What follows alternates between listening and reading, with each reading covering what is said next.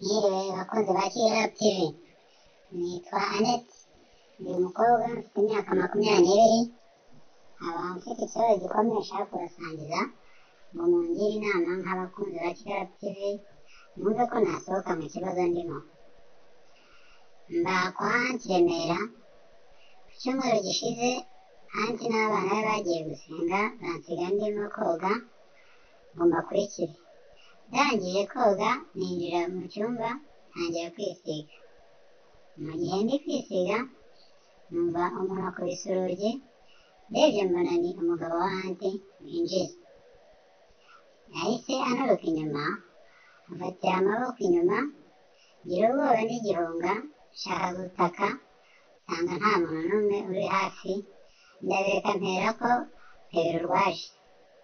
Yatangiye kunkorakora ku mabere, aramanuka, mu kanya numva atangiye gukora igitsina, ndamureka ariko mfite ubwoba ari bwinshi. Yarakomeje anyerigita kuri clitoris, kanya gato numva ubwoba burashize, ahubwo numva ntangiye kumva biryoshye. Kubera ukuntu mu gitsina hari hatangiye gutota, nawe yahise yumva ko mbishatse. Yashyize ku buriri atangira kunsambanya, ni agahinda gakomeye, ubwoba buranyica, ariko nkumva nanjye ntangiye kubishaka.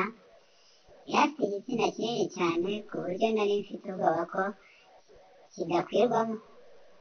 Yarangije inshuro nyinshi cyane abikora nk'inshuro 3, abona kurangiza. Yakomeje kumbwira ko agomba kuzabivuga kandi agomba kwihangana, amwihanganira kuko byari bimutunguye. Babonye ikimero cyanjye baranyifuje. Nyuma y'iminota 10 igitsina cye cyarongeye kirahaguruka, arambwira ngo arongera abishatse. Yarongera aransambanya amara nk'iminota 30 ku buryo yarangije maze kunanirwa birenze ibihagije, narushye koko. Nahise ngo gacuho mpita ndyama mu misa, sinaba nkigiyeyo. Ba Anti n'abana be bavuye mu misa bageze mu rugo mu masaha ya saa 7, ntangira kubabeshya impamvu tutajyanye yuko nabonye nakera nkabireka. Kuva uwo munsi mpora nifuza imboro ye kuko yaranyemeje. Igihe iyo mbitekereje mpita numva mu gituba harekuye utuzi dushyushye tuje.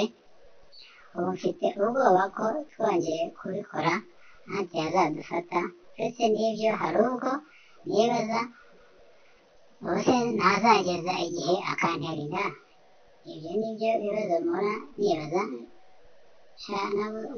Nakunze umugabo rwose, inshuti, bavandimwe, inshuti zanjye, umugabo wa Anti nsigaye numva mwifuza buri gihe cyane ku buryo tugiye ku meza kurya birananira, ahubwo nkamwitegereza amasoni akamwica ari we, ngo akasigaye ambwira ngo sinkajye mureba cyane ngo umugore we atazabimenya, atazatuvumbura akadufata.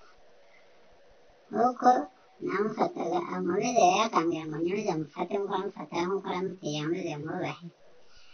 Nuko rero nkaba byarananiye kwihangana, ndiyumanganya, ariko nkumva muri jye nongeye kwifuza ko yandongora, kongera akanyaza kuko byarandyoheye cyane.